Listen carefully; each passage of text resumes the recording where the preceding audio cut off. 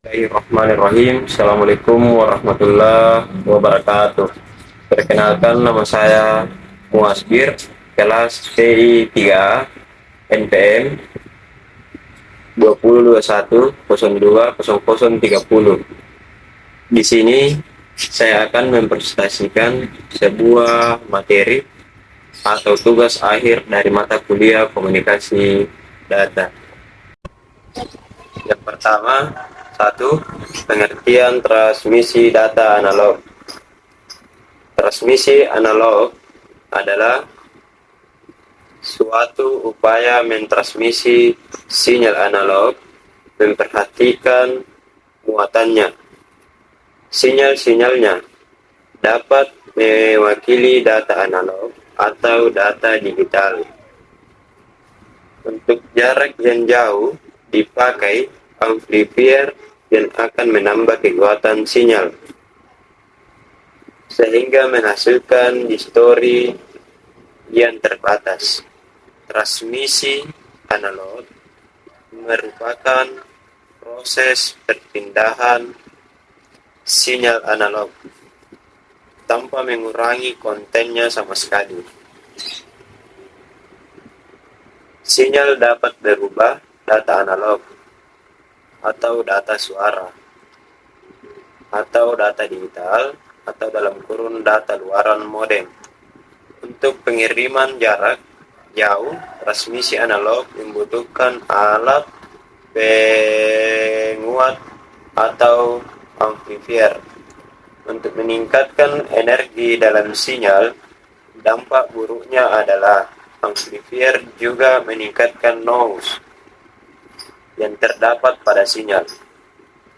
Dengan demikian, sinyal dikirimkan menjadi lebih kotor.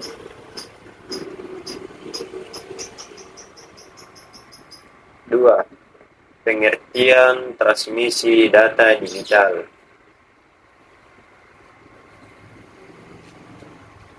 Transmisi digital berhubungan dengan muatan dari sinyal. Untuk mencapai jarak yang jauh, dipakai repeater yang menghasilkan sinyal sebagai 1 atau 0, sehingga terjadi distorsi. Transmisi digital merupakan proses perpindahan sinyal digital. Sinyal digital mengandung data dalam bentuk biner. Untuk pengiriman jarak jauh, transmisi digital memerlukan alat pengulang atau repeater. Alat pengulang menerima sinyal digital, memulihkan kembali pola jajaran byte dan mentransmisi ulang sinyal yang baru. Oleh karena itu, redaman dapat diatasi. Contoh transmisi data analog. Contoh sinyal analog adalah sinyal telepon, sinyal televisi, dan sinyal radio. Sinyal digital memiliki nilai diskrit. Contohnya, tes dan integres. Audio merupakan contoh sinyal analog. Suara manusia ditransmisikan dengan frekuensi sekitar. Bahwa dari kanan, kiri untuk televisi, hitam dan putih.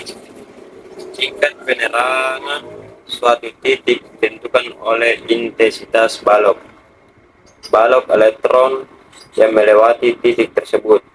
Oleh karena itu, data video ditransmisikan secara analog. Untuk menyesuaikan tingkat kecerahan titik, contoh transmisi data digital. Contoh paling umum dari sinyal digital adalah tes atau hard test strip. Informasi yang disajikan dalam bentuk tes lebih nyaman untuk dimengerti oleh manusia. Oleh karena itu, Data binari atau ditransmisikan melalui sinyal digital akan diproses untuk ditampilkan dalam bentuk teks. Data telah dirancang sedemikian rupa sehingga karakter dapat dipresentasikan oleh pola byte dari data. Digunakan byte writing untuk menentukan letak kesalahan dalam pengiriman data. Secara prinsip, signaling secara digital memiliki keunggulan dibanding signaling secara analog. Transmisi digital lebih murah dan lebih terbebas dari noise. Oleh karena adanya redaman dari kekuatan sinyal pada frekuensi yang tinggi, pulsa menjadi lebih bundar dan lebih kecil. Redaman ini mengurangi proses kehilangan informasi yang terkandung pada propagasi sinyal. Data digital dapat dipresentasikan dengan data analog dengan menggunakan modem atau modulator. Demodulator atau modem mengubah sinyal binari menjadi sinyal analog dengan melakukan encoding data dalam frekuensi yang membawanya.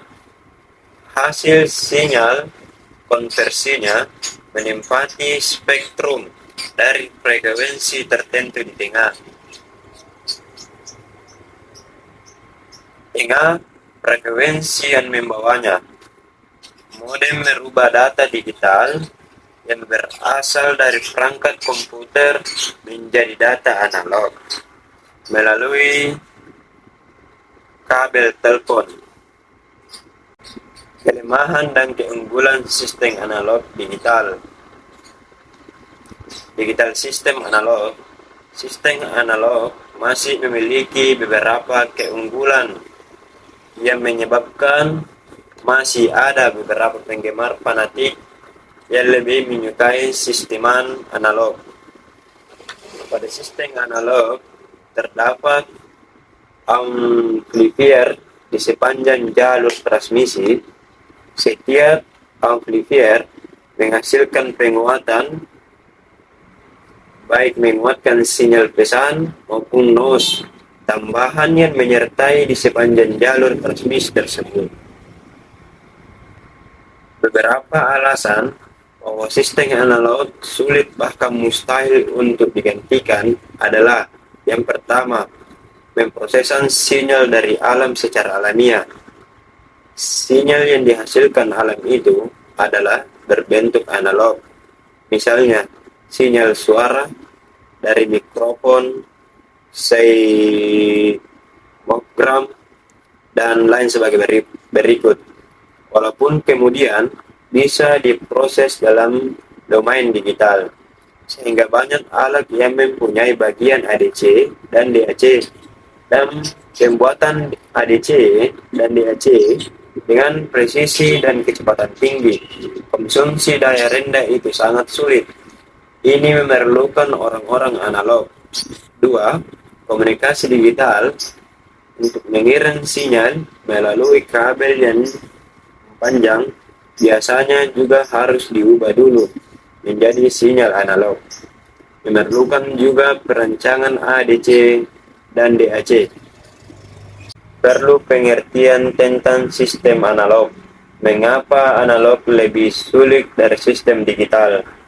Yakni yang pertama, digital hanya mempertimbangkan speed power, dissipation. Analog harus mempertimbangkan speed power